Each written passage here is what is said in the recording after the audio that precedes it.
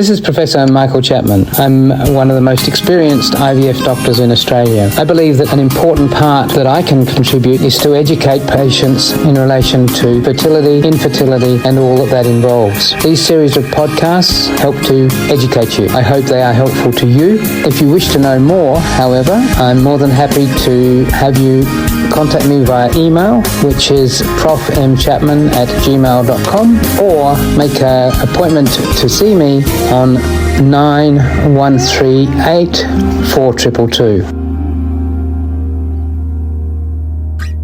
Pluses and minuses. Cost-wise, I mean, there are clinics around that'll do it for around the $4,000 mark. The clinics with the best success rates are probably charging in the order of $8,000 or $9,000. If you have a medical indication to have the egg freezing, then you can get Medicare. So cancer girls, women whose ovaries are going to get taken out for endometriosis, women with low ovarian reserve may be eligible for Medicare rebate, and that would bring the price down to $4,000 or $5,000. So yes, it's a cost, but not a massive cost. Is it a guarantee? No, it isn't. But, $4,000 or $5,000, that's a good holiday in Europe. You do that, or do you freeze your eggs? Decisions.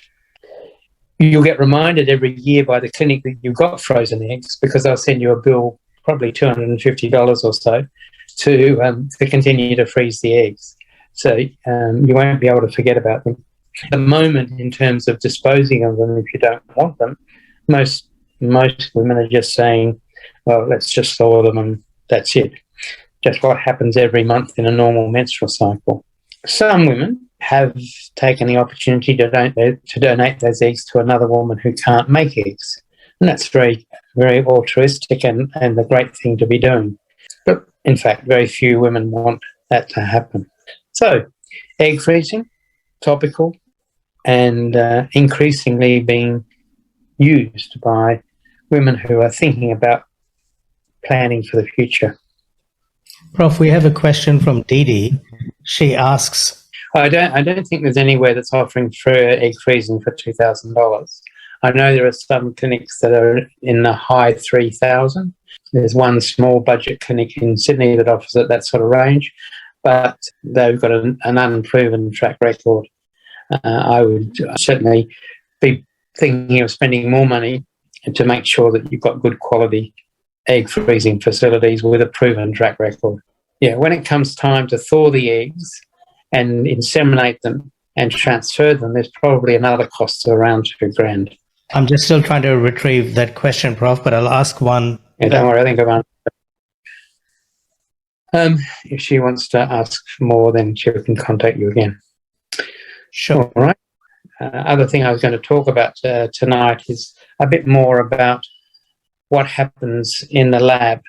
When we collect eggs, it doesn't mean you're going to get an embryo. Every egg does not result in an embryo, and therefore doesn't result in a pregnancy. And from clinic to clinic, the results are very, very similar. And don't forget that you can access all the previous episodes by going to our website www.theivfjourney.com and select IVF Journey podcast from the navigation menu.